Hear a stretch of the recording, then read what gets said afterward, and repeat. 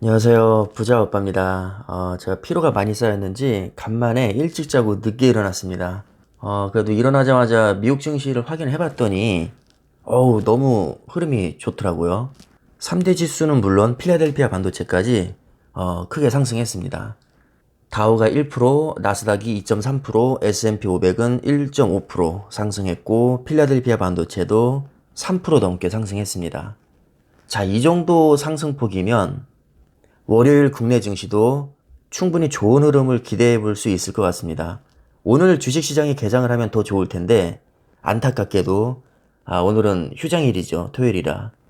이틀 사이에 무슨 반전이 나올지는 모르겠지만 어쨌든 지금 분위기로 봐서는 월요일에도 조금 기대를 해봐도 좋을 것 같습니다. S&P 500을 봐도 대형주들은 거의 다 상승을 했죠. 마이크로소프트, 구글, 페이스북, 아마존, 애플, 테슬라까지 전부 다 상승을 했고요. 특히 반도체 관련주들이 많이 상승을 했습니다. 엔비디아가 4% 넘게 올랐고 인텔과 AMD, 텍사스 인스트루먼트, 마이크론, 퀄컴 전부 다 상승했습니다. 지금 엔터테인먼트에서 디즈니 하나만 2.6% 하락하면서 유독 눈에 띄는데 제가 개인적으로 뭐 관심이 없는 종목이라 무슨 악재가 있는지는 잘 모르겠습니다. 자, 다음에는 필라델피아 반도체인데요. 한눈에 봐도 너무 좋죠. 3%가 넘게 올랐고, 특히 TSMC와 마이크론도 3% 넘게 상승하면서 아주 좋은 흐름을 보여줬습니다. 삼성전자와 TSMC의 EUV 노광기를 독점으로 공급해주는 ASML도 거의 4% 가까이 올랐죠. 한마디로 정의를 하면 미국 증시가 너무 좋았다. 이렇게 이해를 하시면 될 것 같습니다. 당연히 월요일 국내 증시에도 훈풍이 불 가능성이 조금은 높아졌다고 이해를 하시면 됩니다.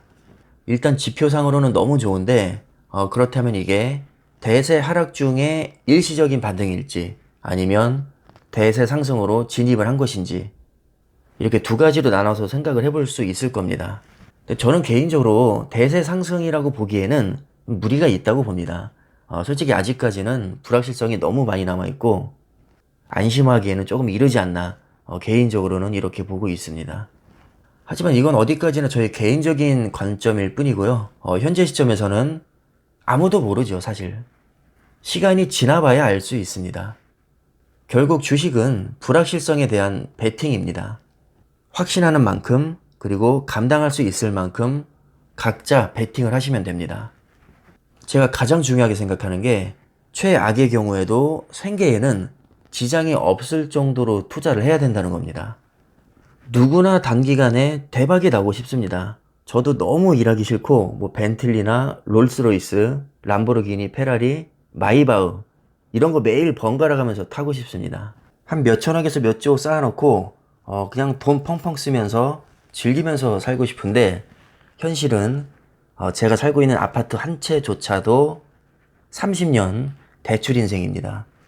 하지만 어쩔 수 없죠. 그렇다고 해서 제 인생을 담보로 너무 무리하게 도박을 할 수는 없습니다. 한참을 돌아가더라도 그냥 정석대로 가야죠. 삼성전자 같은 초우량주에 장기 투자하는 게 그래도 가장 안전하다고 생각을 합니다. 물론 너무 지루하고 재미없죠. 드라마틱한 수익률도 기대하기는 어렵습니다. 그래서 저는 소액으로 코인 투자도 하고 있습니다. 코인 같은 경우는 기대 수익률이 훨씬 높기 때문에 단기간에 엄청난 수익을 올릴 수도 있겠죠. 하지만 그만큼 리스크도 매우 큽니다.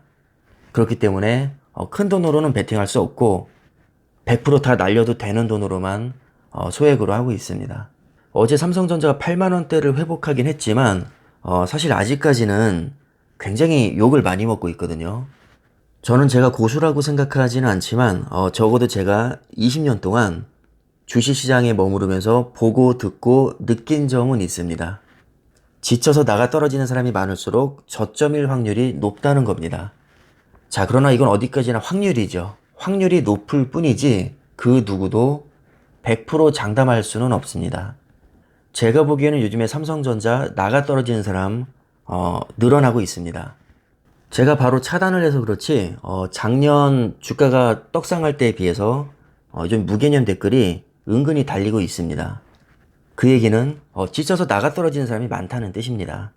요즘 국내 증시, 미국 증시 할 거 없이 증시 분위기 자체가 사실 너무 안 좋기 때문에 아마 아직까지도 불안감을 가지고 계신 분들이 많이 계실 겁니다. 지금이 기회라고 생각하시는 분들도 물론 있겠지만 그래도 보편적으로 봤을 때는 그렇게 마음이 편한 장은 아니거든요. 그렇기 때문에 가급적이면 분할 매수를 하시고 어느 정도는 현금 비중을 유지하시는 게 좋습니다.